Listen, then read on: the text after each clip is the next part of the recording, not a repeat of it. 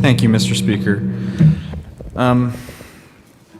Members, I'm still somewhat at a loss for words on this particular bill. And I've been listening to the debate intently myself, and I hear things about, women having, the ability to make the choice, right? And the question that keeps coming up to me is, what about those unborn women? There seems to be a glossing over of that. We also hear about how children have a right to be born to a loving family. That I certainly would agree with, but they also have a right to be born even if they don't have a loving family. We used to have a member in this chamber. I think all of you remember who I'm talking about, Jim Wilson. He was adopted. His birth mother carried him to term, and then someone chose him. It certainly wasn't the most ideal situation, but he himself got that right to live. I also hear about how this is how America works.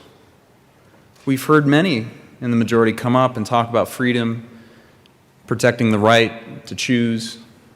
Well, there's one fundamental thing that I think is missing in this debate. And that notion that I think is missing is that you don't get the right to do wrong. We talk about rights. What does that mean? What does it mean to have our rights? Well, it certainly means that you can't do wrong to someone else.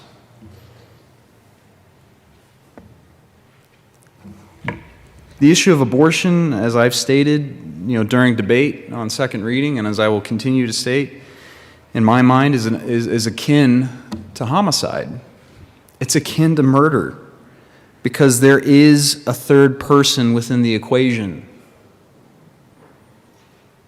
There is an objective truth. There is a moral standard by which we ought to live. I firmly believe that in this life, and certainly the next, that I will have to give an account to my Maker, the Creator of the universe, the one who gave us these unalienable rights to life, liberty, and the pursuit of happiness. So the question is, what is our role as government actors? Our role is simple. It's defined in the Declaration. It's defined in the Constitution that we are to protect life, liberty, and property and to uphold due process of law. In what instance does this bill fulfill that mandate? It doesn't, members. Representative Carver said it best. This bill is barbaric. I don't know any other word to describe it.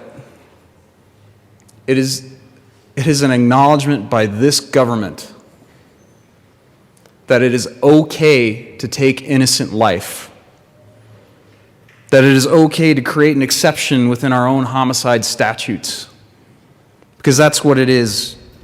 By allowing someone to pursue abortion on demand, we are allowing them to create a death sentence for someone in the womb. Why? Because they happen to be in the womb. In any other instance, when a child would be murdered outside of the womb, that's when our statutes would kick in. But in this instance, because of their location, that somehow changes. Members, this is the most consequential vote I think any of us will take. Out of all the bills that we've heard, out of all the debates that we've been involved in, this is the vote that will echo through time. What you do here matters. What you vote for matters.